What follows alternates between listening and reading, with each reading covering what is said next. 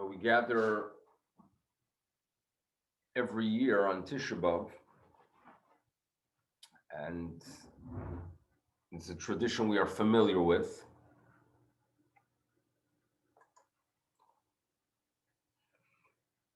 And obviously, it's a time to reflect. Some years, it's a little bit easier to relate to the message of the day than other years. And I think due to some significant challenges and tragedies we've been dealing with this past year, we have perhaps an easier way to get into the Tisha B'Av mood. So what really are we trying to achieve here? That's really the question we need to ask. In other words, we sit here, we learn together, obviously it's a day of reflection, it's a day of study, but we ask ourselves, what's our goal? Like, what are we really trying to achieve? I think it's a good question. I don't know if I have a good answer, but it's a good question. What are we trying to achieve? So I'll start off with a statement that's made in the Talmud that analyzes the book of Eicha. Last night, we had the opportunity to hear David Wolf read Eicha. And if you really tune into what's being said, if you have a translation of the passages, it's a very difficult text to read. It's not enjoyable at all. It's really a very unpleasant experience to listen to Eicha. But nevertheless, we do it because we can't ignore our history and we can't ignore our destiny. And it appears that knowing what occurred in the past is part of our responsibility. So we have to tune into Eicha. And there are sections that simply cannot be said over. That's how painful they are. And the great tragedy is that many of those things that we read about, unfortunately, our nation experienced some 7-8 decades ago. So we know very well that this is not just a fantastic imagination that came up with these stories, but humanity could reach lows, and quite often when those values that there is an expectation that a human being should have are lacking, the first target is going to be the Jews, right? The brutality that we faced throughout the ages, and obviously the pinnacle was the Shoah, was one that other nations never experienced. That's a reality. So we read the book of Eicha. Now, everyone notices the fact that the author of the text, Yirmiyahu Hanavi, who he himself went through great difficulties, and the journey of the nation was really his personal journey as well. It is written in alphabetic order, right? Eicha, Bacho, Galta, Aleph, Bet, Gimel, Dalet, Hey. Okay, that's how it is in almost all of the book. So you expect everything to work in a very organized way, in a form of Aleph, Bet. But then when you turn to chapter 2, and also when you turn to chapter 4, you realize something quite fascinating, that there are 2 letters that are out of order. In other words, if I open up the book of Eicha and I look at chapter 2, verse 16, it is right after the Samach, So it's right after the Samach. I would expect the Ain and then the Pei, but the order is reversed. We first have the Pei. Patsu alaich pihem. All the nations, all our enemies, opened their mouth upon us. Right? They whistled. And they said and they proclaimed, this is the day we've been listening for. That's verse 16. Then verse 17 says, Asa Hashem Asher Zamam. You know, God did what he planned, what he conceived. Because the nation of Israel did not fulfill their commitment, miyamei kedem. They did not fulfill their commitment of the past. Now, we're going to focus on, or the question we ask is, why is there a reverse? Why is it that the alphabet is suddenly reversed from Pei to Ain when it should be Ain Pei? Right? Anyone that knows the Hebrew alphabet understands that there's a valid question here, and this appears in chapter 2 and also in chapter 4. So what's the explanation? So comes the Talmud. And the Talmud reminds us that the date, this tragic date, finds its roots in the wilderness, when the spies came back and gave the negative report about the land of Israel and devastated the nation. God Almighty says, listen, I promised them a good land, and they're crying for no reason.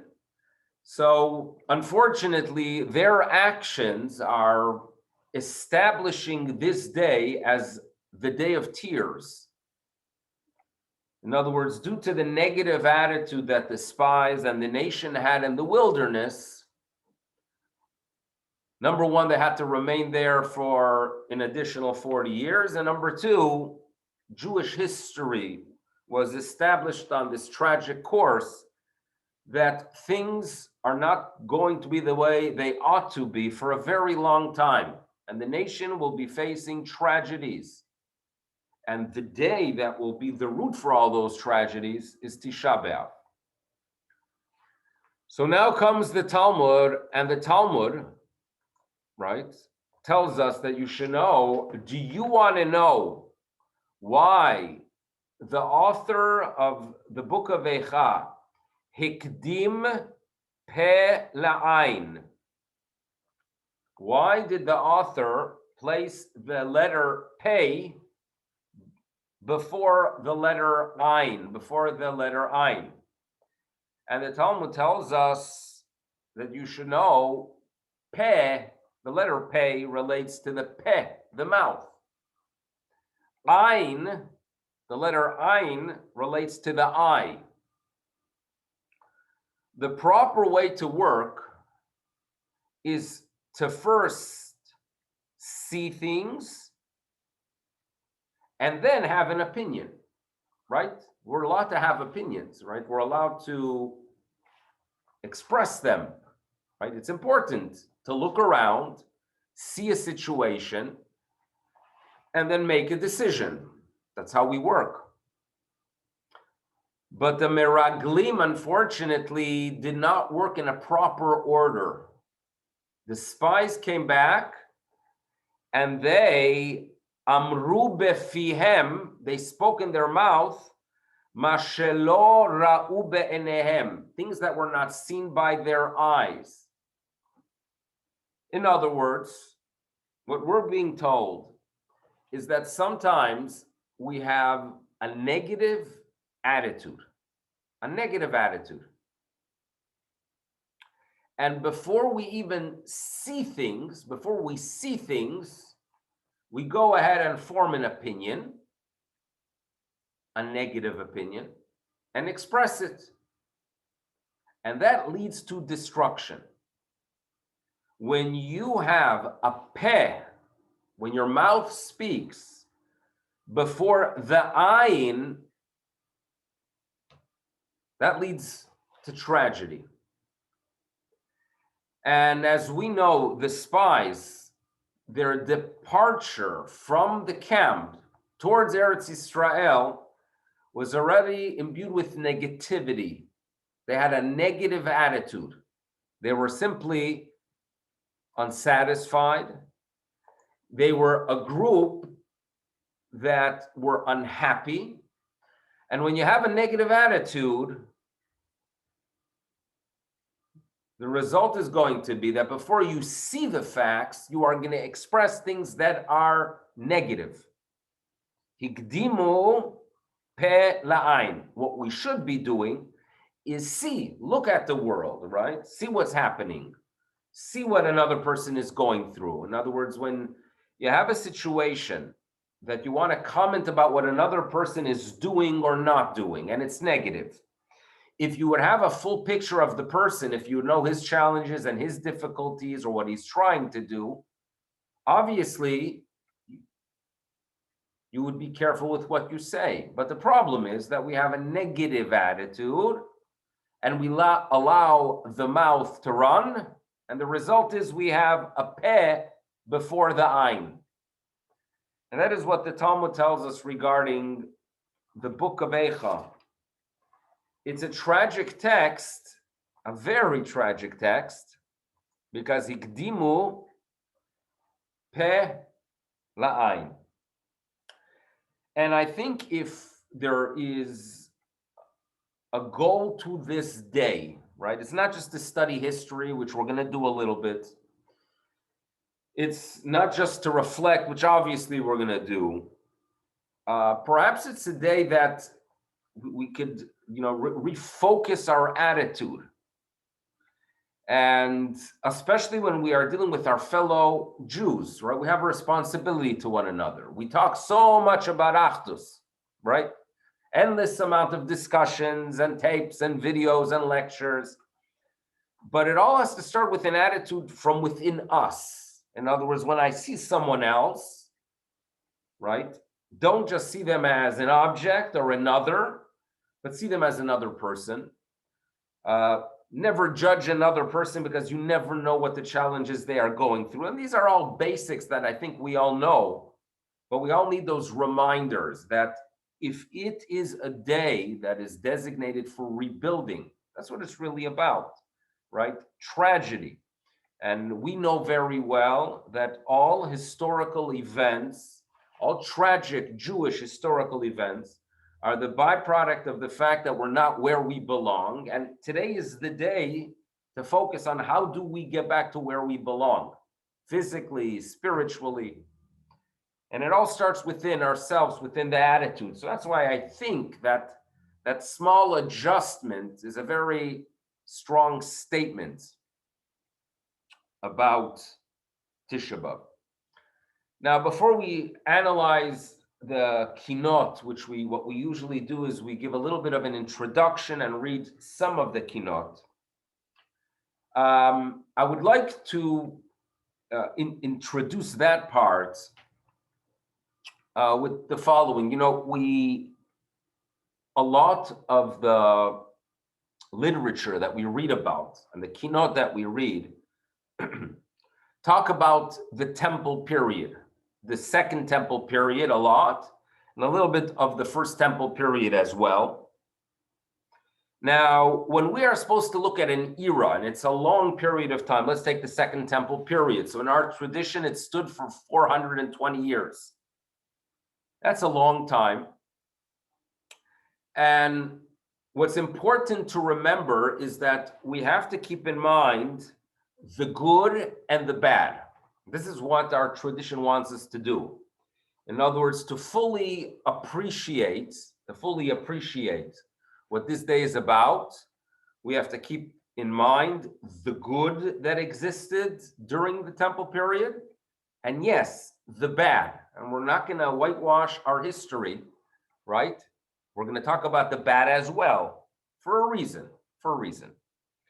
When we're going to talk about the good, and for example, in one of the Kinots, we're going to talk about the fact that we had throughout the land communities of Kohanim.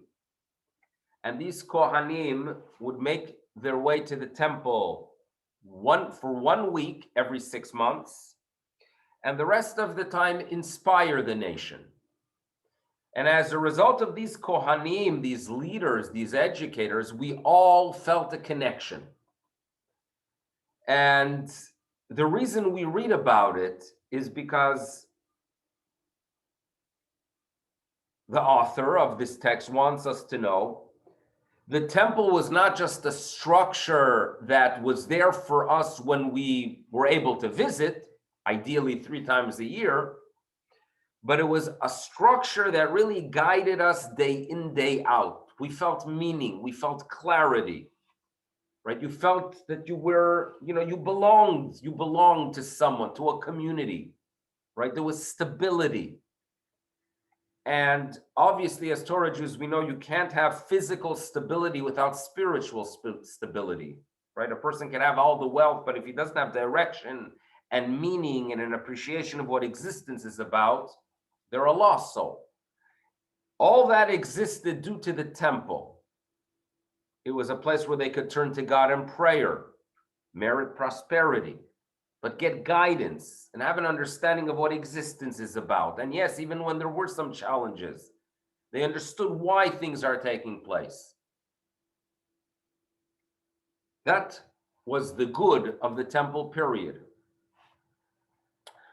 And that's what we're going to read about, right? We're going to focus on the good. But it's important to remember that there was a lot of bad. It's very important to remember. And especially in the years and the decades leading to the destruction of the first and leading to the destruction of the second Beit HaMikdash temple, we were a mess. We were a mess. When we go ahead and take spiritual hubs and forget what they're really about, and turn them in essence into a pagan temple. And it's very easy to turn something into a pagan temple. When you are willing to kill someone else because they don't do things the way you do, right? When you start yelling like a meshugana because a minhag was changed in a synagogue, you have just turned Jewish practices into idolatry. Because the essence of Judaism is what? Ahava, achva, shalom, reut, right? Ha'emet v'ashalom ahevu. It's how many times do we read about shalom? How many times do we read about the fact that that is how we have the Shekhinah dwell within us? The presence of God is going to exist when there's peace. But when suddenly these practices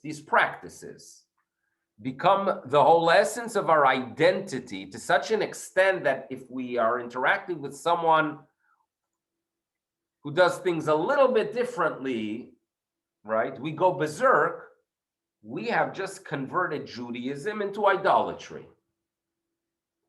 And if you read about the years leading to the destruction of the second Beit HaMikdash, where no one was getting along.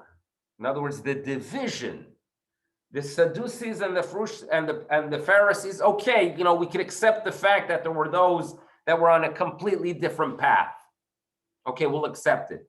But even within the Pharisees, even among those who did believe in tradition, even those who did believe that the rabbis are sharing with us a traditions that originate in Sinai, we were killing one another, literally, unfortunately. So it was a time when we had the Beit HaMikdash, but at the same time, we already created a churban while the temple was still standing. That's a fact. And the importance of remembering the good and the bad is because when we hope for something, right, you have to have a plan. If you want to make a change, you have to have a plan. Before you even have a plan, you have to have a goal, right? What's your target? What do you want to reach? Well, our target as a nation is obviously a return, right? A return to that structure, a return to a location where we belong, a return to us playing our role, like we deep down believe that we have a role as a nation. Yes, to inspire humanity. Humanity needs guidance. We're concerned about humanity. That a temple in Jerusalem stood there, not just for ourselves, but it was a bet filah lechol ha'amim. These are things that we are hoping for. But it's not enough to hope. We have to have a plan. But without an understanding of, number one, how valuable that structure was and how good it was, and at the same time, how bad it was when we were not doing things the way we should while we had that structure, we can't establish a plan. We have to learn what is the good that we should try to go ahead and achieve. And obviously, those flaws that brought about the destruction. I mentioned a few nights ago that Reb Chaim Volozhin would say that don't think that it was Nebuchadnezzar and Titus who destroyed the temple. Yes, they destroyed the physical temple, but the physical temple, that structure here in the physical world, would be untouchable if the spiritual one would be intact. And the spiritual one was simply not intact because the nation was not doing what they should. In other words, if we want to go ahead and begin this process of some kind of return, obviously there has to be something spiritual that needs to be done. What? I think we do know. I think we do have the tools. An appreciation of tradition, but also an appreciation of one another. And a maturity that, I can't expect the 7-year-old to really be confident with their path in life and at the same time see someone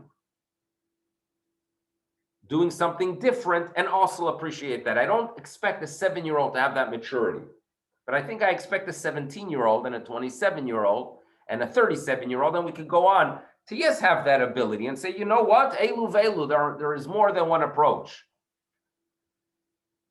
So that's what we have to be mindful of as we read these Kinot, right?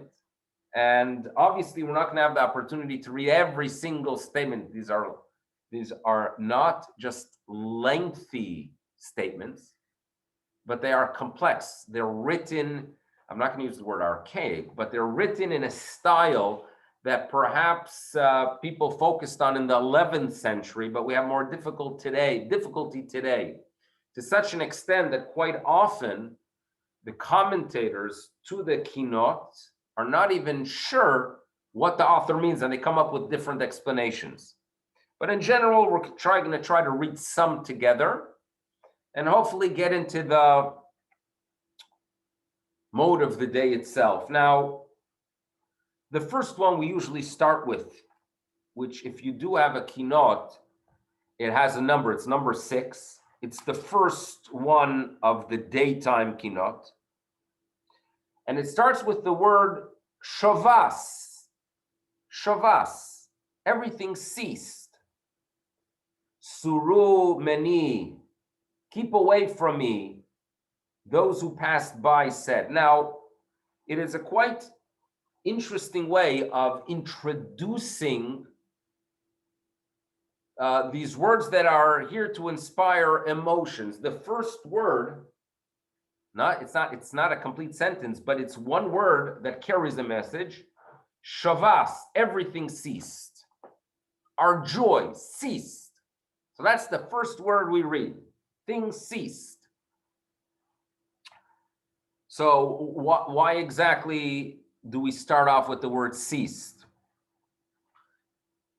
So about, 10 months ago, this is already during COVID, obviously, I landed up, it was the one time I did make my way to the US since March of last year. So the one time I did go in, and I was driving to the Buffalo airport, and I stopped, I think at the Lewiston Queenston at the duty free, not for the duty free, but just to take care of a very basic need. I stopped the car. Now, as someone that's driven into the United States dozens of times, if not hundreds. We used to live in Buffalo. It was a place where I stopped often. I was very familiar with the place. And every single time I've stopped over the years, it's a very busy location. People are running into the duty free, right? It's a mitzvah of trying to get a good deal on some whiskey. Obviously, there's always activity, there's always movement, there's always noise, there's always truckers. That's, in my mind, what the duty free by the Lewiston Queenston Bridge is. But I'm standing there in August, or perhaps it was September, I think it was August of last year. And I'm just standing by my car, and there was no one around, silent for minutes upon minutes. And it was from all the moments of COVID that we've had to deal with, and there have been many, many painful ones, where we lost people, right? We've dealt with all kind of challenges. The list is very, very long. I do believe that Bezrat Hashem, when it's over, I think that's going to be the moment that's going to remain with me more than anything else. Because here I am standing in a location that always was the sign of life, of excitement, of movement, of activity, and there was nothing, absolutely nothing. And that experience gives me an appreciation to why we start our Kinot with Shavas, everything ceased. And if you think of an active Yerushalayim, we Baruch Hashem, like, let's not ignore the fact that we've merited in our times to see the most incredible thing. If any of you have ever been by the Kotel, and it's been busy by the Kotel when you've been there, so you've merited, the Almighty has been merciful upon us to give us a little taste, of what the excitement of Jerusalem was. And it's a taste, because we're not there yet, we know that. But imagine a gathering where there is a Bet HaMikdash, and when there's life, and there's excitement, and you're going, and you feel elevated, and you feel meaning, and there's prosperity, and there's gratitude, and everyone feels comfortable to not just be good to themselves, but to others as well. That was Yerushalayim. And we only got a taste. We get a taste of it. I got a taste of it. I've been there, thank God, not recently. You get a taste of it. Imagine having the full meal of Yerushalayim. And then you come back after the Churban, and it's nothing. It's complete desolation. Now, I think that is far greater than my little experience by the duty free. I think that that's devastating, and that symbolizes an end, the contrast, this contrast, the painful sound of silence. And that's why it starts off with a Shavas, everything ceased. The life, the excitement, the meaning, the direction. Things were good for our nation when we were doing good. And that's why we start off with this Shavas. And it's a Kinot that talks about the destruction and our journey into Babylonia. So this is obviously the destruction of the first temple that it's talking about. Okay. So I'll read a little bit. I'll try to explain a little bit. And then obviously we're going to have to move on to other things. But what we are told here in Kinot 6, which is the first one of the day, Shavas, when everything ceased. Surumeni Shimuni Ovrai. You know what? Those who exiled us from our homeland said, the one who were Ovrai, you know what they said? Surumeni, keep away from them. Keep away from the Jews.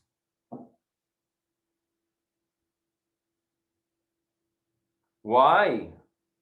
Sechi umaus hesimuni be'edrei chaverai. You know what? They considered me something that was ma'us, that was disgusting. That's the view that the nation had. We are dirty and repulsive. That's what they said about Jews, dirty and repulsive. They said it 2,000 years ago, and they said it 80 years ago. You know how many stories, I mean, everyone knows these stories of people that were able to somehow get away from an action, run into the woods, the thick woods of Poland and Lithuania in 1941. And they lammed up by a farmer that they actually knew. And the farmer simply shut the door on them and just contacted the Nazi officials on them. And yes, there are stories of Hasidei Umot HaOlam, but I don't know if I really want to process about the percentage of people that really fit into that category. I don't know if I want to, because the Jew was repulsive, dirty. And if something repulsive and dirty knocks on your door, called exterminator. That's the attitude that they had only 80 years ago. And many parents, right, of yours went through it. And here the text really tells us that, HaKadosh Baruch Hu sakota mishkan miskot devira. In other words, you spread a canopy in the temple. The temple is compared to a canopy, just like the sukkah protects us. The temple protected us spiritually, physically. But what happened? Sakota v'uvleguga giborai, but then you concealed yourself. In other words, while originally we had a structure that protected us, the tragedy was that you used that canopy not to protect us, but to conceal yourself. Where was God during the destruction? Where was God during the Holocaust? These are the questions that we dealt with during that period of time. So, Kinot number 6 is a detailed description of the Churban of the first bite. It's composed by Elazar HaKalir. When it comes to the first section of Kinot of Tisha B'Av, we turn to this Elazar HaKalir, where there's a debate who he was. Most probably lived around the 7th century. Difficult to read for many reasons. But we're going to go ahead and move forward a little bit. If you do have numbers, it's going to be number 10. Kinot number 10. So we start off with 6. We're going to move on to 10. And it's a Kinot that describes the good that existed during the temple period. When, as mentioned, we had a hub, a structure in Jerusalem, and we had representatives of the 24 families of the Kohanim. Okay, so each stanza here in number 10 talks about the cities, right? Echa yashva chavatzelet Sharon, the rose of the Sharon sat alone. V'damamron mepinosei Aron, but unfortunately, the song of those who carried the ark, the Kohanim, and the Levim, by the way, was silenced. The tragedy is that the priests, the sons of Aharon, were removed from their service, while during the temple they were performing service, inspiring and guiding the nation. They were removed. And every stanza, while it's going to share with us some of the tragedy, it's going to mention a name of a specific family. So, for example, the family of Yehoyariv, who lived in Maron. The families in stanza number 2, we talk about the priest watch that lived in Sipori. You will note that many of them are in the north.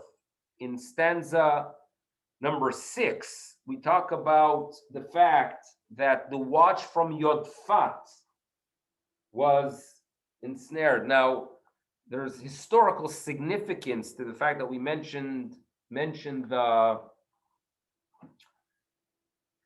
watch that was in Yodfat, because in Yodfat we are introduced for the first time to Josephus. And in the past, on Tisha B'Av, we talked a lot about Josephus. He provided for us a lot of information about the destruction. And in the past, we've gone a little bit through the history itself of what occurred. There's always some level of caution we take when we read the works of Josephus, because as you do know, he recorded this history while he was sitting in Rome. And I'm not going to use the words he joined the enemy, but reality is he did not put an end to his life and he did not fight, but rather felt that practically the only way to survive is with the Romans. And his career started off in Yodfat. Now, a lot of these locations that are mentioned in this Kinot are not near Jerusalem, but rather in the north. And there are those who believe the following, that the author of this Kinot is not describing the destruction of the temple as he bemoans, but rather he is bemoaning the destruction of Eretz Israel in the beginning of the 7th century.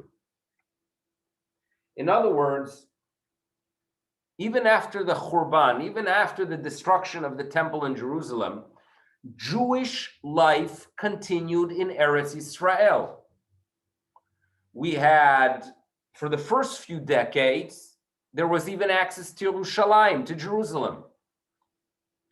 After the tragic Bar Kokhba rebellion, which we know about the Bar Kokhba rebellion, it was a rebellion about 60 years after the destruction of the temple, led by a very charismatic individual, Bar Koziba or Bar Kokhba. It had rabbinic approval, by the way. It's something that sometimes we're uncomfortable to address because we ideally don't want to focus on mistakes of great people, but they believed in this individual. They believed in the movement. Rabbi Akiva was a supporter of this movement. And it was a movement where the nation believed that we have the opportunity here to reestablish a temple, or reestablish sovereignty, and to get back on track. But then they experienced a loss, a devastating loss, right? In the past, I've read to you from an historian, and this historian, the Roman historian Cassius Dio, when he describes what occurred after the Bar Kokhba rebellion, as the Romans crushed it, so he tells us that you should know that there was a siege on their city of Beitar. Very few of them survived. And then when he presents to us the numbers of those that perished, 580,000 men, you hear this? 580,000 men were slain in the various raids and battles. These are our men, our people. And the number of those that perished by famine, disease, and fire was past finding out. 580,000. Now that's the number of an historian. In our tradition, the numbers are greater, but we don't know if the rabbis are giving us precise information because that's not their goal and agenda. But what we do know is the fact that that was a crushing end to Jewish presence in southern Israel. And it appears that we actually lost access to making our way into Yerushalayim after that rebellion. You couldn't for an extended period of time. You know that in the 10th century, we have records that on Hoshana Rabbah, there was a tradition that Jews would go to Mount Olives, Har HaZetim, and pray there facing Jerusalem. And some communities kept up those traditions for many years. And while you wonder why exactly are you going to Mount Olives if it's a time of celebration, if it's a Chag, and you want to be as close as possible to the Temple Mount, what's wrong with the Kotel, you ask?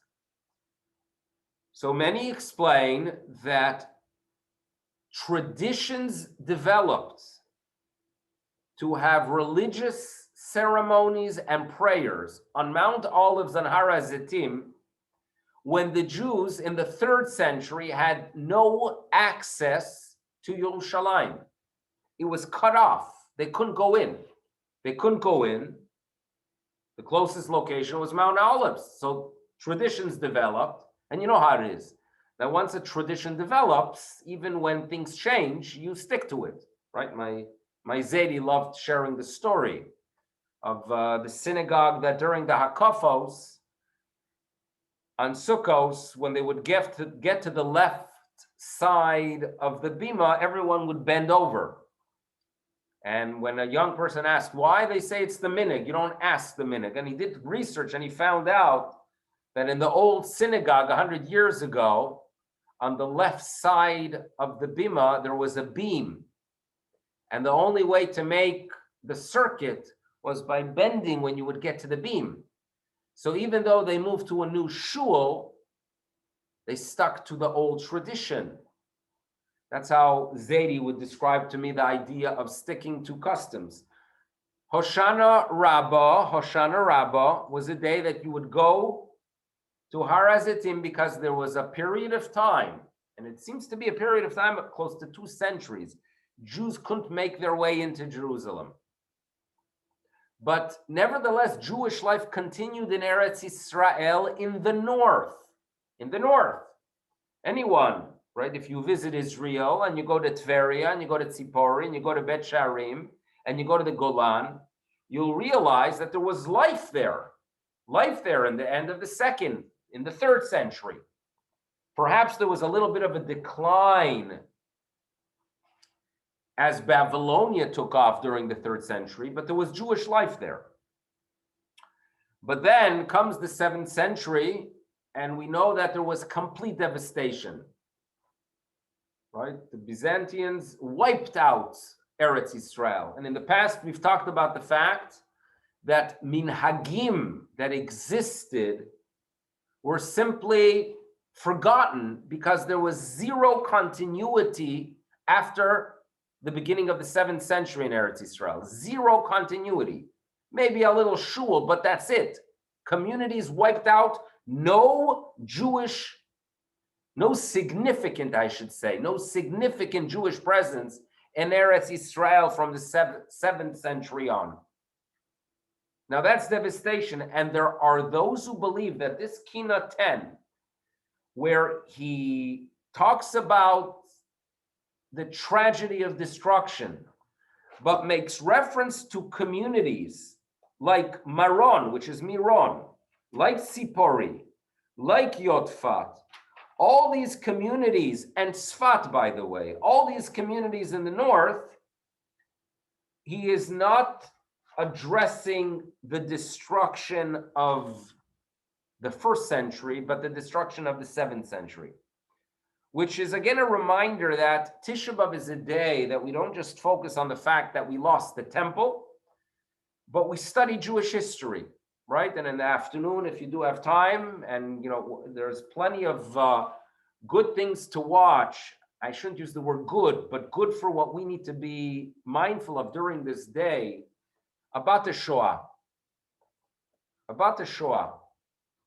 and what we lost, right? And by the way, when we talk about something that ceased, many people, right, the generation of the Holocaust experienced that, right? Of a life that was gone forever, a community that was gone forever.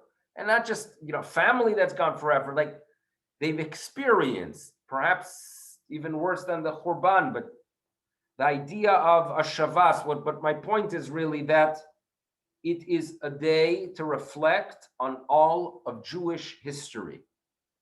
It's a day that we go ahead and remember, and that's part of what we are going to try to achieve here as we are sitting here today. We're going to try to remember not just the Khurban, but also all the tragedies throughout history, because I believe we have the responsibility of remembering.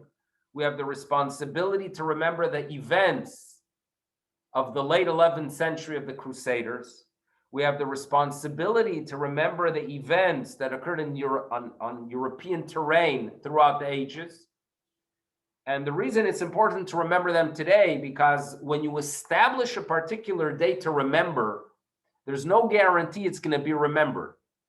We've talked about the fact that after the devastation of the year 1648, 1649, the Chmelnytsky massacres, we call them Tach and Tat in our tradition, because in the Jewish calendar, it was the year 5,408 and 5,409. After those events, the rabbis decided that we have to set in our calendars a day to commemorate, and they chose the 20th of Sivan. And the norm was, if you would visit communities in the 17th, 18th, 19th, into the 20th century, many communities had a tradition of fasting on that day, saying Kinos, Slichos, on the 20th of Sivan. But now we don't remember it. Why do we not remember it? Because we had the Shoah. And that's why it's important to tag every single historical event, and the responsibility we have to those. We are a nation of good memories, right? We remember things. I feel very proud of it, by the way, that we are a nation that could get together on a specific day and talk about tragic events from 2,000 years ago, from 1,300 years ago, right? And the list goes on. And I don't know, is there any other nation that has that ability to do so? Is there any other nation? You find among, perhaps Armenians that they have, unless, I don't want to mess in case the Turks are turning in, unless the Ottoman Empire is turning in. But you do know that in the years of World War I, there was a very significant genocide and massacre to the Armenians. And it's just very, by the way, it's fascinating that in the book of Eicha, so my point is more that maybe they remember, but I don't think they have access to 2,000 years ago. There's something very unique about it. In the book of Eicha, in chapter 4, we are very, very sad as we read that book. And it appears that there was one nation that as we were going through the sorrow and devastation, they were happy. They were very, very happy. How do I know it? Well, I read it. I heard it last night. I heard David's. And we are told in chapter 4, verse 21 of the book of Eicha, Sisi v'simchi bat Edom. In other words, you're happy, eh? You're happy, you Edomites.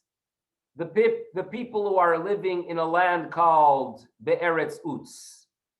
You Utzers, the Utz people, you're happy when the destruction occurred. But the prophet had a vision that people in Utz are going to suffer. He had a vision. It's in the text. I read it. You heard it too.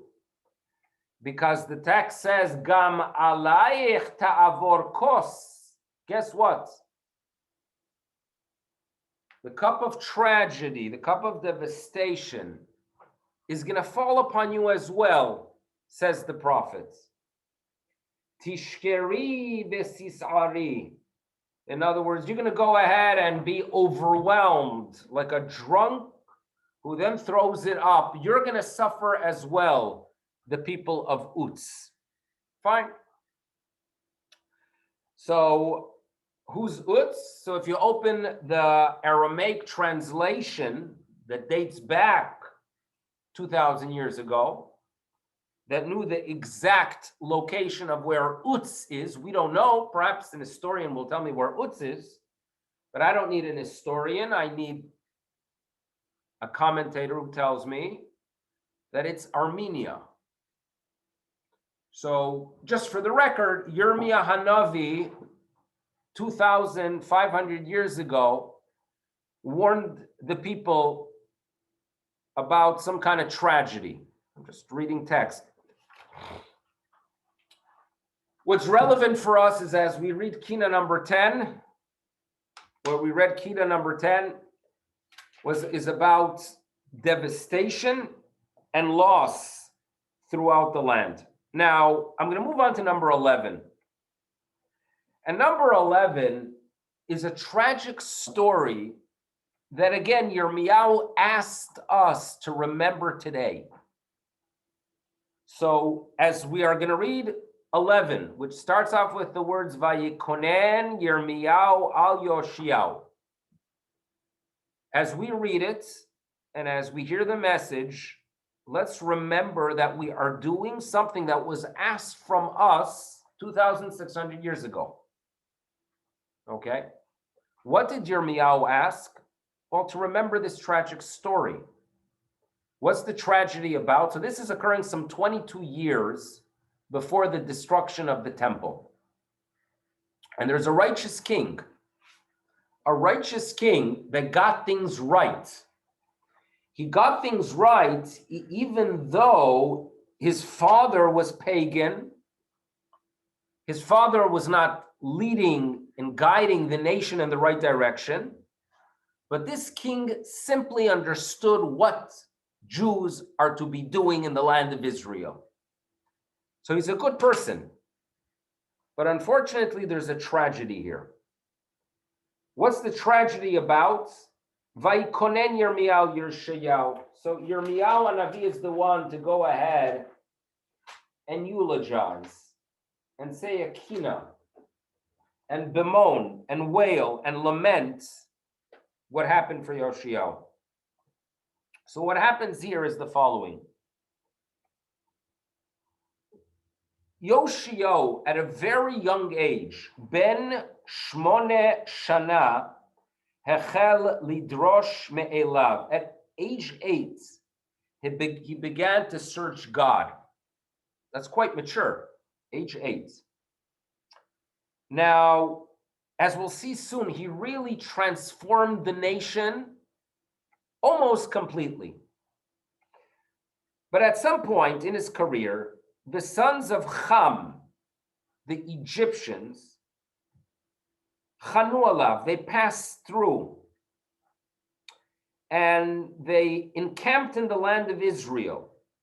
And that created a problem. Now, the Egyptian army was actually on their way to attack Assyria, not Israel.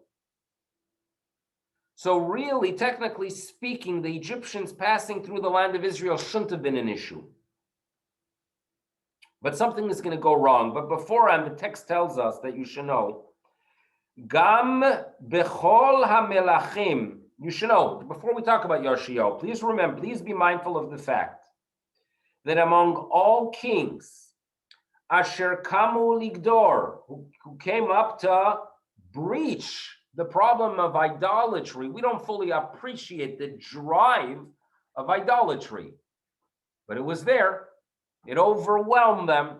And righteous kings did their part, righteous leaders did their part to try to mend it, to try to address this breach. And we're told that among all kings who sought to mend the breach of idolatry, Lo kam kamo, there was no one as great as Yoshiyahu. Miyemot Avigdor, from the days of Avigdor. You know, Avigdor was, according to the Midrash, that's Moshe. That's not bad, since Moshe. But something is going to go bad because there were some hypocrites, some letzanim, mockers, people who mock things, right? Mocking is very, very dangerous. When someone mocks, in our tradition, letzanut is destructive. It's important to remember that there's a big difference between letzanut and simcha. In other words, happiness is an integral part of Judaism. You can't be a Torah Jew. You cannot be one who really fulfills what this faith is about without happiness. You have to be happy. Why?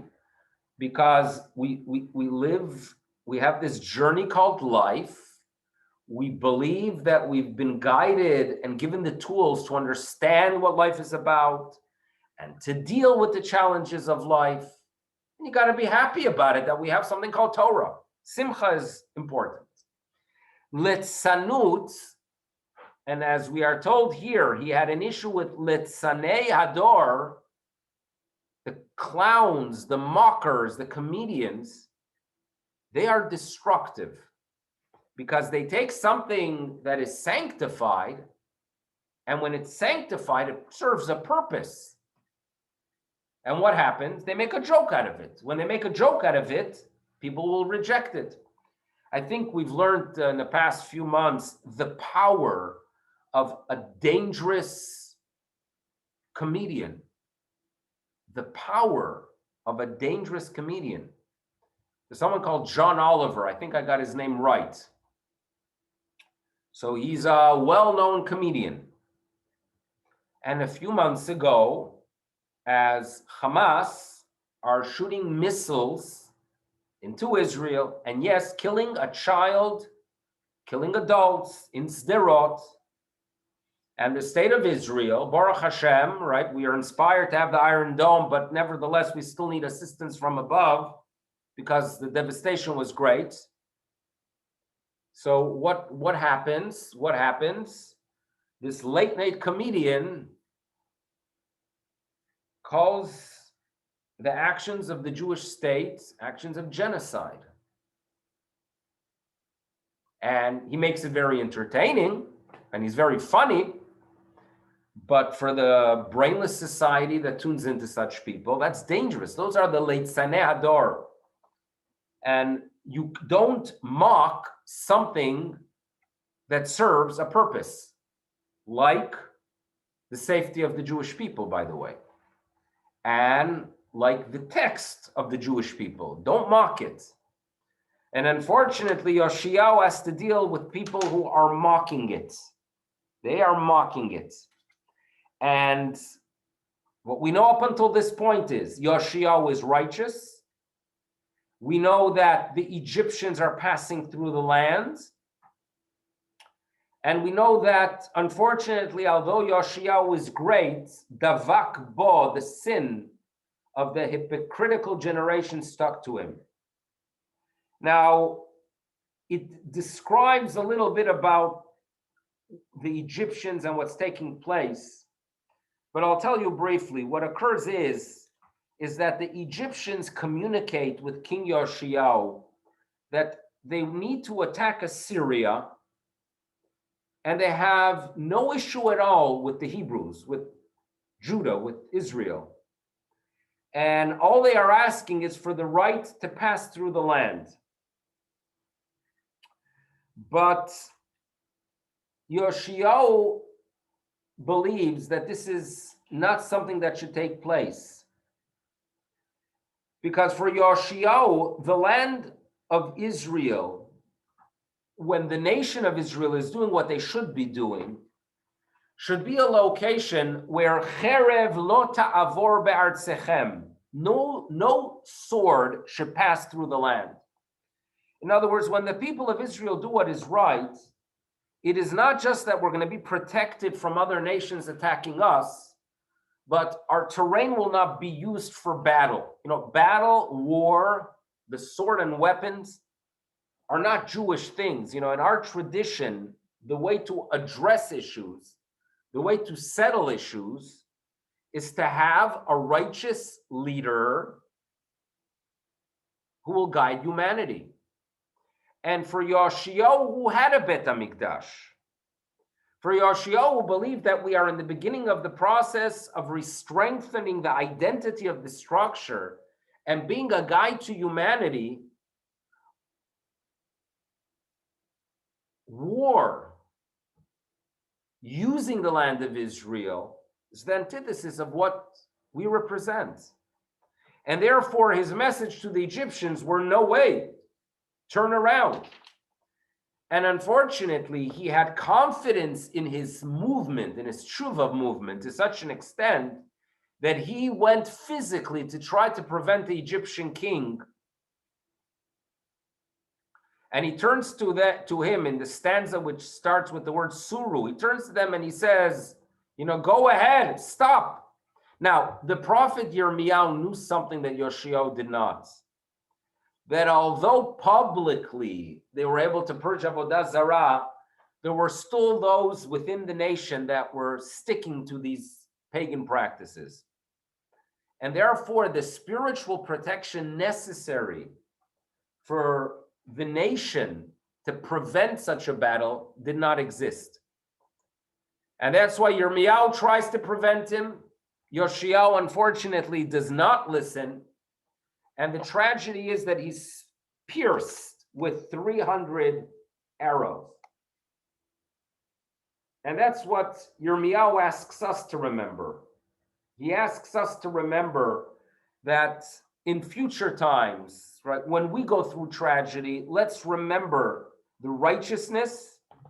And I think also there's an important message of knowing reality, know your level, right? To be a good Torah Jew, commitment is important, but also to know your level. In other words, don't go ahead and commit yourself to something that's beyond yourself. And the Balei Musar often say that when you want to work on spiritual growth during the high holiday season, what the Yetzer Hara, what the evil inclination wants you to do is to accept something that is way beyond your ability. In other words, imagine during the high holiday season, you get inspired and you say that every day from now on, I'm going to study 6 hours of Torah. Now, perhaps you could do it for one day, but reality settles in that that's not exactly your lot. And then result is that due to the fact that you're not able to stick to this commitment, you walk away with nothing. On the other hand, if a person during the high holiday season says to himself, you know what, I want to make it a year of growth, I'm going to learn every single day for 5 minutes Mishnah in the morning. That's going to be what I'm going to accept. And that's doable. The result is that the person who committed for 5 minutes of Mishnah in the morning has it for the rest of the year. The person who did not recognize where he is holding and accepted the 6 hours walked away with absolutely nothing but a feeling of emptiness. So that's obviously what we're being told here. It is good to be spiritual, but know your level. And sometimes to know your level, you need to turn to someone else, right? Yoshiyahu, with all his righteousness, did not utilize turning to Yirmiyahu. Sometimes it's good to listen to a Yirmiyahu, it seems like from the text, right? That they didn't listen to him. You had a prophet, he could give you clarity of where you are holding, what's the reality and what's the state of the nation. You yet ignored it. That's the tragedy we are to remember. Now, we're going to move on to number 16, which is a description of what Titus did during the destruction of the Second Temple. In the past, we've had the opportunity of reading a little bit of the history of what occurred and the devastation.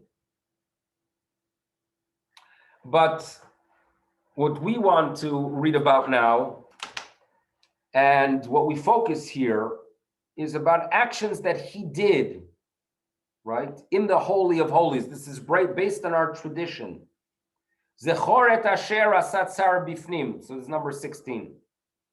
What he did was, Titus, as he walked into the temple, walked into the Holy of Holies, shalav charbo, he drew his sword, uba lifnai velifnim, enter into the Holy of Holies, and he basically shocked our heritage.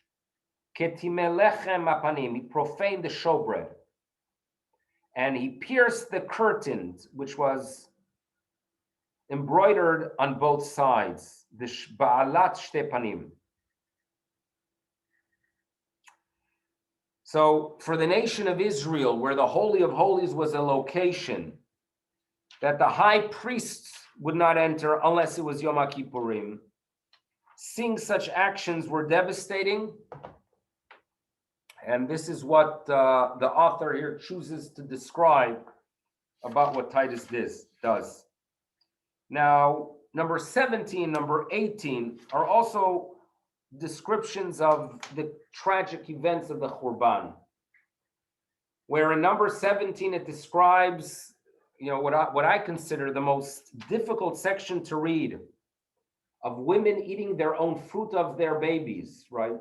Alalai. So these are things that are very difficult to read, but it describes the devastation, describes the tragedies.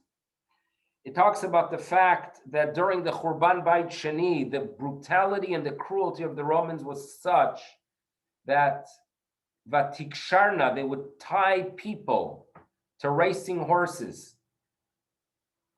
And I've read in the past what Rav Soloveitchik shares with us, and I think it's important to remember, because what I have no doubt that 100 years ago, as people would read these midrashim, they would have a hard time believing that humans would act in such a way, that there's such brutality within a human to perform such things. And tragically, everything becomes so believable after the Shoah, because when we experience the unbelievable, it becomes believable. And I read this statement from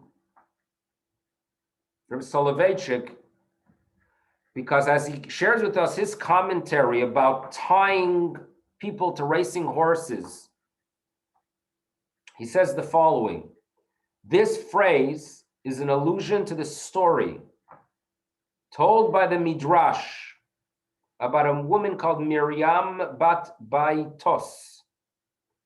She was bound to the tail of a horse, and when the horse began to gallop, she was killed.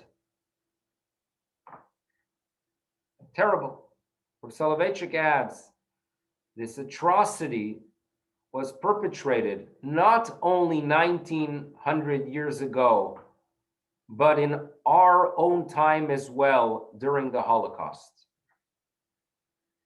In fact, it happened to a cousin of mine, Yeshayahu Glickson, whose father was Rav Hirsch Glickson, and whose mother was the daughter of Rav Chaim Brisker. I knew Yeshayahu, who was slightly younger than I, very well. He was a righteous person and a great scholar. When the Nazis conquered Warsaw and found him and his wife, it was the first week after their wedding. The Nazis tied him to one automobile and his wife to another, and then drove off at a high speed, which of course resulted in their gruesome deaths. This is precisely the same story as related by the Kinot. I read it, and you feel for Rav Soloveitchik, you feel for the victims, you feel for our nation, what they went through. And Rav Soloveitchik also tells us that you should know that there's not a single detail which Rabbi Eliezer HaKalir, the author of these Kinos, records from the Midrashim of our sages, which did not occur in the 1940s in Lithuania, Russia, Poland, Hungary, and Romania. You hear what he says? Not a single detail. So that's our history when we're not where we belong. And we hope that we are in the right direction, as HaKadosh Baruch Hu was merciful enough to return us, to give us a Eretz Yisrael. But I think we all know what responsibility we all have at this point to do our part, right? The tremendous responsibility every Jew has towards one another to get it back on track, right? When you see a little bit of a salvation, that should obviously encourage every person to do their part. To how do we make it better? What role can I play to make the Jewish people better? I accept the fact that spiritual flaws are reflected in the physical. As I read this text, I simply am overwhelmed and can't deal with the suffering of my nation. So what am I going to do? How am I going to play a role, right? Will it be a commitment to Jewish education, commitment to being kind to one another, a commitment to assisting people in Eretz Yisrael that focus on unity? I don't know. But there has to be that drive as we read these tragic events that we wish would not be true. In Kinot number 21, we talk about the Aseret Harugei Malchut, the 10 martyrs. And whenever you read about the 10 martyrs, you know what we have in common? We're always hungry.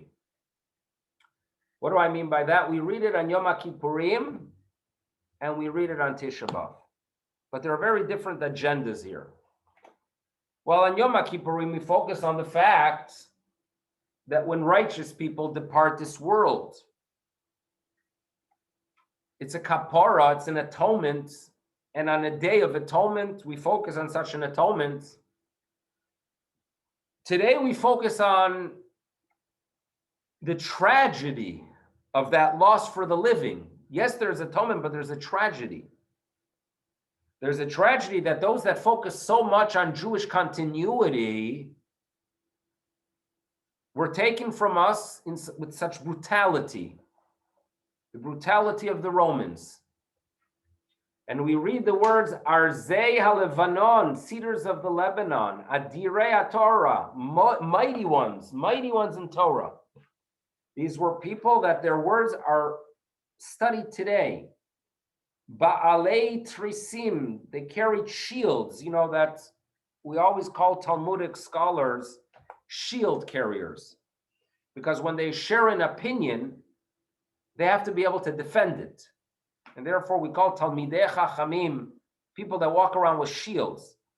But these are no average shields. These are shields that protect us as a nation, because when we have the text of Torah studied in our institutions, we are alive as a nation and we are protected. So they are Baalei Trisim b'Mishnah b'Gemara. Giborei Koach. They are powerful heroes that we're going to read about that were killed. And they toiled in Torah, not just as an intellectual exercise, but b'tara, with purity, with an understanding of the significance of what this text and tradition is about. But unfortunately, damam nishpach kamayim, their blood spilled like water. And what happened to their strength? It's sapped, gone. Hinam, we're going to read about the Kdoshei Harugei Malchut. We're going to read about the 10 holy ones martyred by the kingdom. You know what kingdom? They perhaps couldn't write it in the 7th century. We know what we're talking about. You visit Rome, people I know in Shul told me in the past, they visited Rome, the Colosseum, the streets of Rome, ancient Rome. Just remember the brutality. Right? It was painful. Even though half of Toronto are fans of Italy, it was a little bit hard to see a few weeks ago the Italians celebrating when they won the Euro, right? Not that I wanted England to win either, because they were quite brutal to us as well. But when there's a celebration in Rome, remember a little bit about their history, please, right? Because Zot bezochri, Ezak Zakak Dola, when I remember this, I cry a great and bitter cry. Because do you know that these Talmidei Chachomim that they killed were Chemdat Israel, they were the light of Israel. They were Klei Kodesh, holy vessels. They were like a wreath and a crown for us, Nezer Vatara. Tehorei Lev, pure of hearts, Kodshe Kodashim, holy people. Shchitatan b'mitah chamura, they were slaughtered in a horrible death. Now, how was it determined how to kill them? Although historically, by the way, it was not all together, not at the same time. It was over a 100-year period of time. But in our tradition, we put it together because the message of the loss of these righteous people with such brutality is one that is here to awaken us. So it seems like that the Romans had lots. Yadu Goral, they cast lots to determine who will be first, right? Mi Rishon Lecherev Brura, who will be chosen for the first. And you know who the first one was? Kimpol Goral al Rabban Shimon. It fell on Rabban Shimon ben Gamliel. He accepted it. Pashat Tzavaro Ubacha. He stretched out his neck and cried. Kinigzera Gzera. He accepted the decree. The Rabban Shimon Chazar Ha'egmon, the executor turned to Rab Shimon, killing him with fury. Lehargo b'nefesh netzura. Now, the next in line was Rabbi Ishmael, who was a descendant of Aharon HaKohen, Mizera Aharon. Sha'al bevakasha. He begged. He begged to what? That before he is killed, that he could mourn the loss of the prince. Rav Shimon, Livkot al ben Agvira. And what did Rabbi Ishmael do? Natal et Rosho, Rabbi Ishmael, the high priest, took the head of Rabbi Shimon. V'natno al arkuvotav, he placed it on his knees. Menorah teorah, as if it was a pure menorah. Sam einav al einavu piv al piv ba'avag murah. He placed his eyes upon his eyes and his mouth upon his mouth with sincere love. Anava Amar, and Rabbi Ishmael proclaimed, looking at his mouth, Peh hamidgaber b'Torah, mouth vigorous with Torah. But what happened to Rabbi Ishmael, Pitom, suddenly condemned to a horrible, freakish death, was Rabbi Ishmael. You know what happened to Rabbi Ishmael? They ordered Lehafshit et Rosho Melech B'Tara Skira. They basically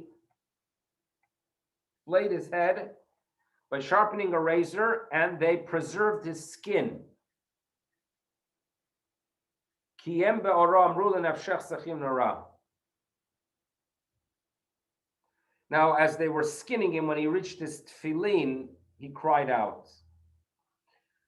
The brutal description here of the loss of Rabbi Akiva, of Rabbi Yehuda ben Bava, Rav Chanina ben Tardion, Rabbi Yeshvav the scribe, Rav Chanina ben Chanichai, Rabbi Lazar ben Shamua. That's what we read about, and it's on Tisha B'Av, a loss, not again for atonement, but to realize the tragedy that when we lose these guides, we are a nation that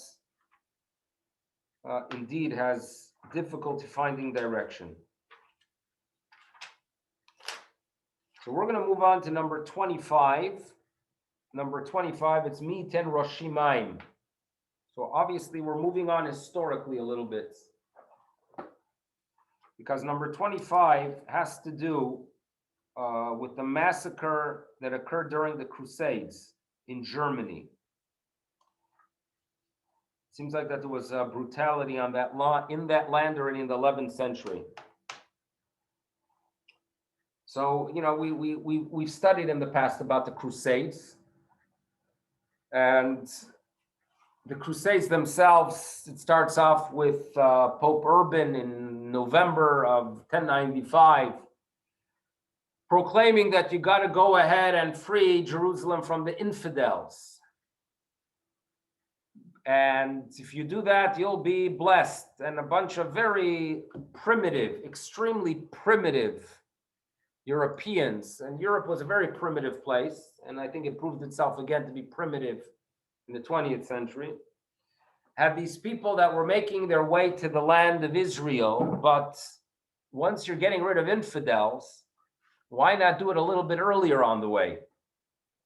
And unfortunately, they wipe out the hub of European spirituality, the community that had yeshivot and institutions like spires, worms, and mines. And the devastation that occurred in the Kinot of Shum, we call them Shum, of 1096, were one that had a very long impact. Rashi, by the way, was aware of it. Rashi at the time was in France.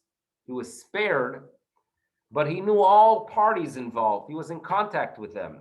He was devastated by the loss. And it is one that European communities remembered for many, many years. So it's a Kinot that addresses it. It's a Kinot that addresses it. Now, when you look through the dates described in this Kinot, you'll realize that they are all taking place from Pesach to Shavuos. And as we've studied in the past, it became a period of time where we increased our mourning. And especially communities that were devastated from Rosh Chodesh Iyar on, they kept the Sfira period during that period of time. The Avarachamim prayer would be said at all times, every Shabbat, even if it would be a Shabbat that usually you don't. Because of the devastations that occurred, the brutality that took place during those years. We are told that on the 8th of Iyar, okay, this is referred to in this Kinot, the Crusaders surrounded the synagogue of Speyer. Unable to break into it, they attacked any Jew they could find outside the synagogue, killing 11 of them. One of the victims, a woman, preferred death to conversion, the only choice left open by the Crusaders. She died al Kiddush Hashem. On the 23rd of Iyar, there was a similar fate. The Crusaders first massacred the Jews who had remained in their houses. Then 8 days later, those who sought refuge in the bishop's castle. The victims numbered 800. Only a few accepted conversion and survived, the great majority choosing to be killed or suicide rather than apostasy. When the Crusaders, led by Emicho, arrived outside the town, this was of Worms, on the 3rd of Sivan, we are told that the Jews took up arms under the leadership of Clonimos, ben Meshulam. Weakened through fasting, the Jews had to retreat to the bishop's castle. After a brief struggle, a wholesale massacre ensued. More than 1,000 Jews met their deaths, either at the enemy's hands or their own. Now, the Crusaders reached Jerusalem eventually in 1099, but as we've discussed in the past, they fought hand in hand with the Muslims. And while the devastation of the 7th century brought about the first major clap for Eretz Yisrael, the major hit, it seems to be that after the Crusaders wiped out Eretz Yisrael, again, a lot of minhagim gone. And as Maimonides, who arrives in Eretz Yisrael in the middle of the 12th century, simply can't stay there. It's not a place for Jews. That's the devastation we read about in this Kinot. I'll give you the opportunity to read 25 to yourself. I'll be back in a minute or two, and then we're going to continue afterwards. But now is the time to read Kinot 25. If you do have it, you could read it. And then we'll continue our journey through the painful stops of our journey of Galut. Okay, next will be 31. I'll be back in 1 minute.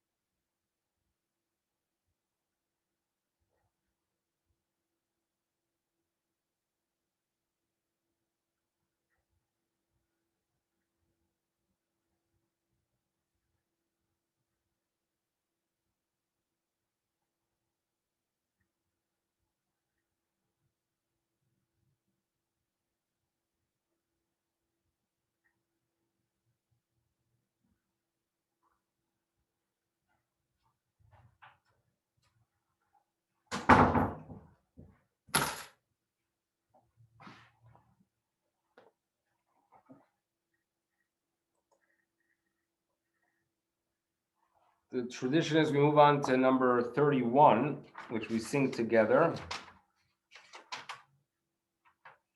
It's there's a special niggin which we use for number 31, where really we contrast the good to the bad, the good to the bad.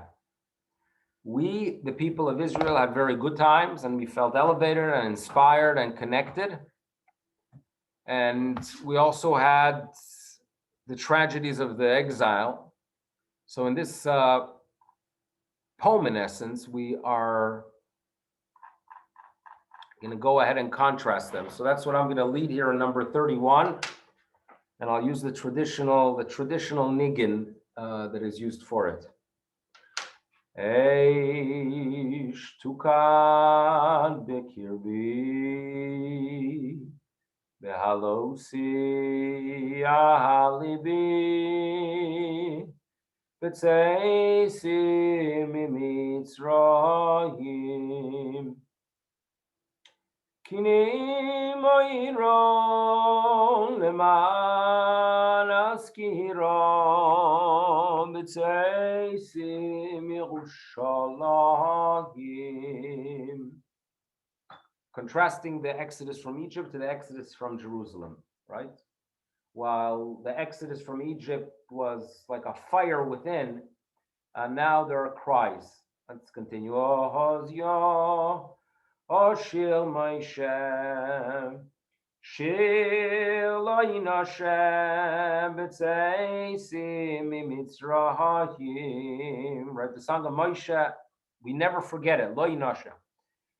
Vayikonen Yirmiyahu b'nonehiyah b'tzeisim Yerushalayim b'eisis kohanan v'shachan he'ahanan b'tzeisim Mitzrayim v'chomasel shachna alai ke'anana b'tzeisim Yerushalayim galeyam rohamu v'chachoma kamu b'tzeisim Mitzrayim Sidonim shatafu ve'al roshi tzafu b'tzeisim Yerushalayim Tigan shamayim u'mitzor yazu v'mayim b'tzeisim Mitzrayim. We made reference to the bread from heaven and the water that came forth from the flint. Lanom rorim u'mayim hamarim b'tzeisim Yerushalayim hashkem v'harev svivos har chorev b'tzeisim Mitzrayim Korel Evel al Naharos Babel B'tzeisim Yerushalayim Umareh Kevod Adonai Keshocheles Lefonai B'tzeisim Mitzrayim B'cherev letusha, letevach letusha, b'tzeisim Yerushalayim, zevach u'mincha, v'shemen amishcha, b'tzeisim Mitzrayim, skulasel lekucha, katzol latifcha, b'tzeisim Yerushalayim, chagim v'shabbosos, umobsim ve'avosos, b'tzeisim Mitzrayim, Tanis v'yevel urdav ha'evel b'tzeisim Yerushalayim tohavu ahalim le'arbad v'galim b'tzeisim Mitzrayim v'ahalei Ishmaelim u'machanos arelim b'tzeisim Yerushalayim Yovel u'shmito ve'eretz shoketo b'tzeisim Mitzrayim Machor litzmisos v'charus v'chasos b'tzeisim Yerushalayim kahapores ve'aron ve'avnei zikaron b'tzeisim Mitzrayim ve'avnei hakela uchlei habala b'tzeisim Yerushalayim lehevim v'haronim v'shivim zekenim b'tzeisim Mitzrayim noksim umonim umochrim v'konim b'tzeisim Yerushalayim Moshe yira'eno ve'aharon yancheno b'tzeisim Mitzrayim Nebuchadnezzar ve'Adrianus Caesar b'tzeisim Yerushalayim na'aroch milchamo ve'Adonai shamo b'tzeisim Mitzrayim rochak mimeno ve'hinei eineino b'tzeisim Yerushalayim Sisrei paroches v'sidrei mareches b'tzeisim Mitzrayim Chemo niteches ve'olai socheches b'tzeisim Yerushalayim ola uzvachim ve'ishei nichochim b'tzeisim Mitzrayim v'chereb medukorim neitzion hayikorim b'tzeisim Yerushalayim ha'arei migvaos lechavol nikvaos b'tzeisim Mitzrayim Shrikos usruos v'kolos uzvos b'tzeisim Yerushalayim tzitz hazov ve'hamshel v'rahav b'tzeisim Mitzrayim Ushlach hanezer ve'ofaso ezer b'tzeisim Yerushalayim kedusha u'nevuah uchvod Adonai nira b'tzeisim Mitzrayim nigala umora v'ruach hatuma b'tzeisim Yerushalayim Rina v'shua v'chatzotzros hateruah b'tzeisim Mitzrayim Zakas solo v'nakas cholo b'tzeisim Yerushalayim shupuchan u'nahora V'cholilu ketoro b'tzeisim mitzrayim. Elil v'soevo ufesel umatzivo b'tzeisim Yerushalayim Torah usudo uchlei achemdo b'tzeisim mitzrayim sasoy v'simcha v'nosyogon va'anocha b'shuv Yerushalayim.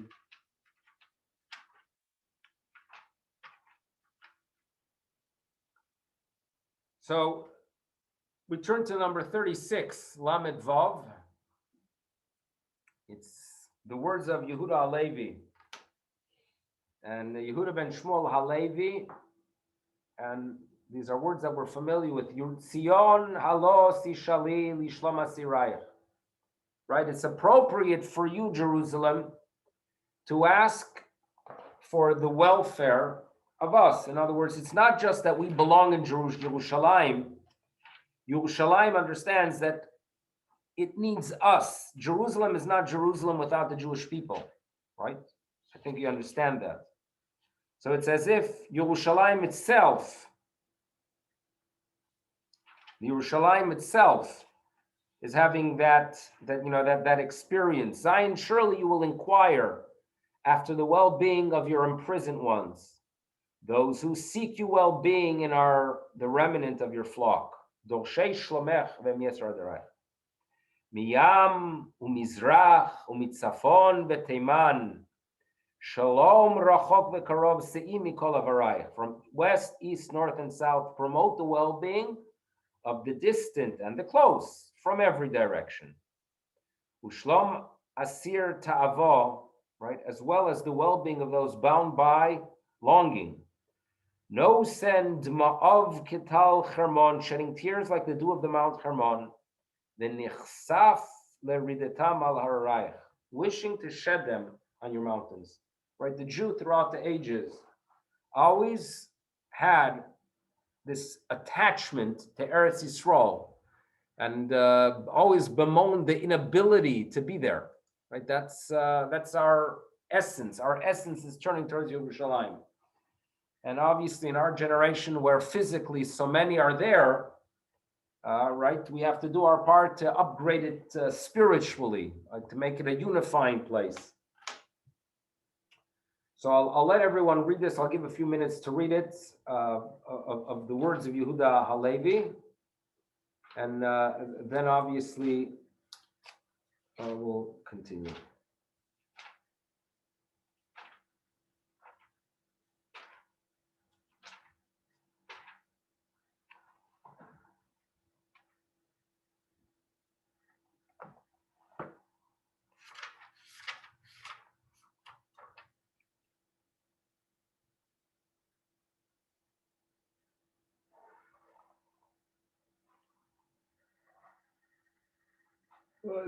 So one before the last is 41. What we have left is number 41 and number 45.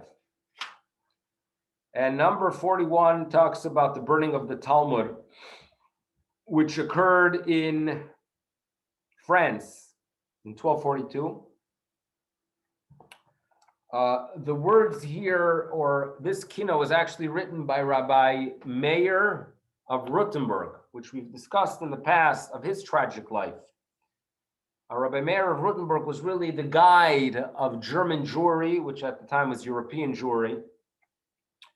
And at a young age, he studied in the yeshivot in France and experienced the burning of the Talmud in the year 1214, if I'm not mistaken. Just look it up again.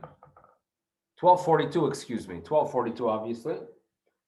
Now, the devastating impact of the burning of the Talmud was such that there was really a concern that we as a nation will have difficulty having continuity without the text. I think we all understand that without the Torah institutions, we have no future. And at a time when they relied on manuscripts, every manuscript was precious, right? We've lost that appreciation for the fact that a Jewish text is precious. And nowadays, people have so many Sfarim and books, they don't know what to do with it. Sometimes they dump it, or I shouldn't use that word, or they leave it in a synagogue and run because they have the sensitivity that you can't just throw it into a recycling bin.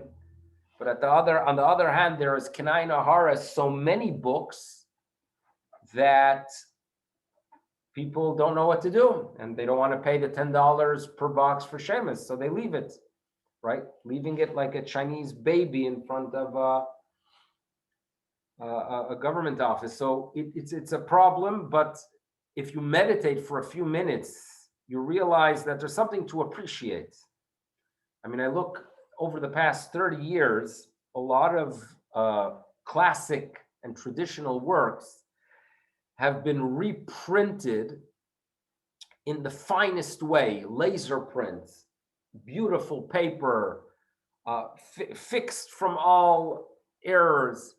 And as a result, for the next generation, for my children, they are unable to learn from text that I learned. In other words, if I would hand them a Shulchan Aruch that I studied 30 years ago, they wouldn't want to look at it because how ancient it looks. And we've talked about the fact that there's been a major shift, that while until 30 years ago, there was very small difference between a printed book in the year 1520 and a printed book in the year 1985. Minor differences in quality. And then, this new era over the past 25 years, perhaps 30, but they're reprinting everything in the most magnificent way. It's really magnificent. So as a result, we have a lot of old books that we don't know what to do with. But access to books in the 13th century was very different. People simply did not have them. They didn't have them. There are stories of great rabbinic figures who didn't have a shas. I wish I could figure out a way of creating some kind of time capsule that we could take all our extra Sfarim and ship them back 800 years, how much they would appreciate it, right? So as a result, when the anti-Semitism of the French, them too, right? In the 13th century, and it's all, we've studied the story of the fellow Nicolas Donin, who, the apostate to Christianity. He presented his accusations against the Talmud to Louis IX, if I'm not mistaken. And St. Louis decides, obviously with the encouragement of the Catholic Church, to go ahead and take 24 carts of Talmudic work and burn them in Paris. Devastating. And that's our Kinot. Kinot 41 is Rabbi Meir of Rutenburg expressing his emotions to this loss. Sha'ali srufa be'esh. Inquire, you who are consumed by fire, right? And just as Jerusalem, right, is alive and needs its people, the author here, Rabbi Meir of Rutenburg, turns to the text and says, look at our state without you. Now, by the way, Rabbi Meir of Rutenburg, his own life is a tragic one, because later on in his life, in 1286, after Rudolph I determined that Jews were slaves to the treasury, he actually imprisoned Rabbi Meir of Rutenburg. Can you imagine that? He imprisoned the leader of the Jewish world, and he would only agree to release him after the Jewish community paying 23,000 pounds of silver as ransom. Now, Rabbi Meir of Rutenburg was of the opinion, and he communicated from prison that they should not be paying such amounts. It's going to endanger future rabbinic authorities. And he died in prison in 1293 and was not buried, was not released for another 13, 14 years. The tragedy of the people of Israel. And that's what we read about. In stanza number 2, he writes, Echa nesuna be'esh ochla. How can that which was given in a divine consuming fire, Torah, be consumed by a fire kindled by mortals? That's what he wonders. And he ends off in the 4th stanza, Orid, I will shed enough tears for a river to reach the graves of Moshe and Aaron. Very painful. So I'll give you 1 minute to read through it, and then it's time to move on to our concluding Kinot, which is number 45.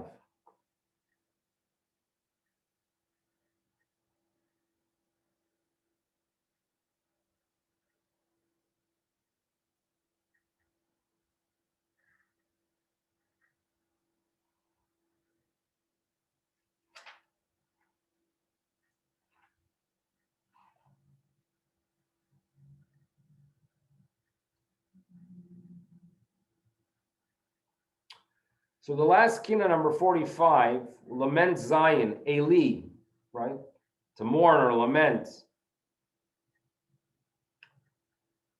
is one that we have the tradition of actually reciting it with a melody. And the way the commentators note is that our mourning today is mourning with optimism. It's a mourning with a belief that, you know what, it's like a woman in her labor pains. Yes, there's pain, but eventually something, will come out. So too, the Bet HaMikdash eventually will come out. And Tisha B'Av, it's always important, before we read this Kinot, before we sing it together, and there's a tradition to stand, which I will do soon, Tisha B'Av has within it some messages of optimism. And the optimism we have to be mindful is what the Gemara tells us. There's a mizmor, there's a psalm, a song in Tehillim by someone called Asaph, where he sings about the fact that Ba'u Goim, that the nations came and desecrated the temple, and gives us a description of the destruction of the Bet HaMikdash. Now the Talmud asks the question, if you are indeed going to have a psalm that addresses the destruction, why does it start off with a mizmor, a song? It's not a song. It should be a kinat, it should be a lament, a eulogy, lamentation. And the Talmud answers that, you know what, there's something to be grateful to the Almighty. You know what there's to be grateful for? That HaKadosh Baruch Hu placed his wrath on stone and wood. In other words, yes, the temple is destroyed, but we're here. We are here. Every single one of us, we carry on the message, and due to the fact that we are here, we're going to rebuild it one day. And mourning appropriately, in other words, being mindful of what we lost and the role we could play in making the world better and rebuilding, that should give us encouragement, and that gives us comfort. And come midday, which is going to be today at, I think, at 1:23, if I'm not mistaken, there are traditions that we have. For example, we sit back on regular chairs. We return to regular comfort in that manner. Although the other prohibitions of Tisha B'Av are for the whole day, but nevertheless, for Mincha, we're going to put on talis and tefillin. Some people already do a little bit of work. They could start preparing a little bit of food for after the fast, after midday. We have to be optimistic. In other words, Jews have to believe that the world has purpose. There's good, better days ahead, and we play a role in making the world a better place. And we could fulfill that role by becoming a better nation. And I do believe that a lot of things are better now in the past, and the direction is good, and that optimism should be encouraging. So that's how we should look at Tisha B'Av. So we're going to end now with Eli Tzion, which we have the tradition of singing. It's number 45. I will stand up for it.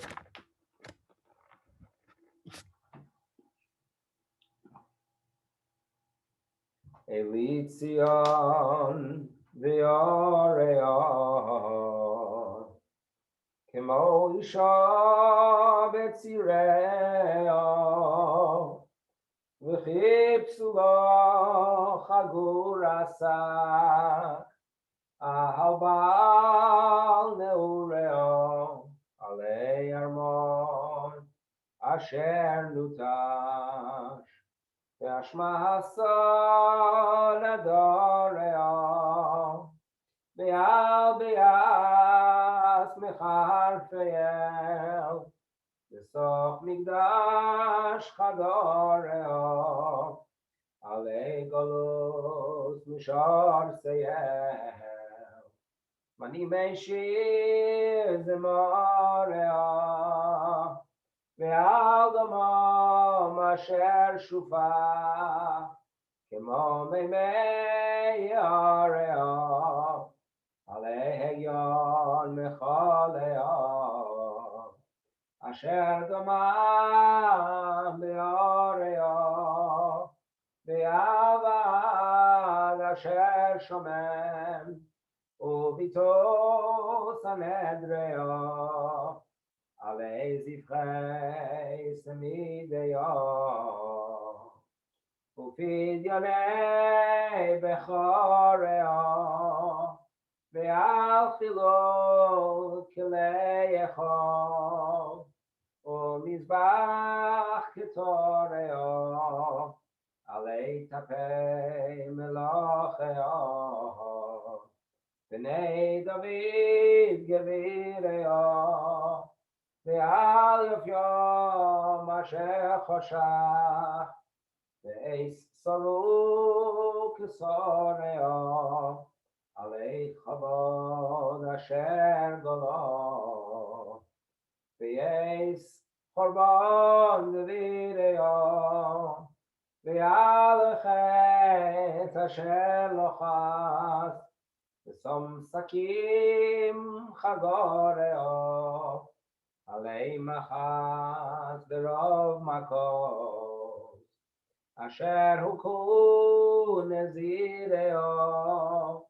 ועל ניפוס אלי סלם ולא לאור נעריה עלי שמחה סוי ביום וסחום על שבוריה ועל עינוי בני חורין נדיביות תיאוריה עלי פשע של אופסו סלול דרך אשוריה ועל ציבות כעליה שזופיה שחוריה עלי קולות מחרפיה ויסרבו פגוריה ועל רגשס מגדפיה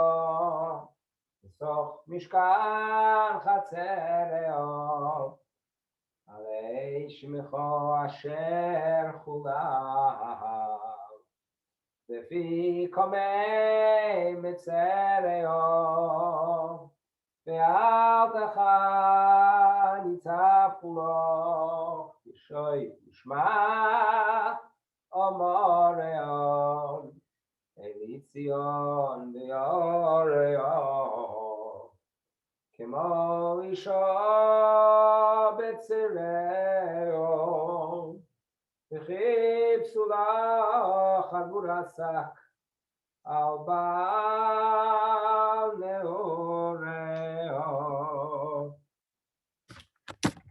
I'd like to thank everyone for joining. May we merit to, number one, have a meaningful Tisha B'Av, and may we merit indeed to make this into the last Tisha B'Av. And we should hear good news for individuals and for Klal Yisrael. For those who are able, Mincha is going to be at 2 o'clock. And later this week, Thursday night, as we know, complete closure of Tisha B'Av only occurs on the 15th of Av, which is Shabbos. So this coming Shabbos is really the end of such times. So Thursday night, we'll have our last class until late August, about the 15th of Av. Okay, it should be a meaningful Tisha B'Av to everyone. Yishar Koach, Rabbi. Okay, Thank you, Rabbi. thank you. Thank you, Rabbi. Thank you. Yes, thank you. Meaningful thoughts. Meaningful, should be meaningful indeed. Okay, Thank you, Rabbi. okay, should be a meaningful Tisha B'Av.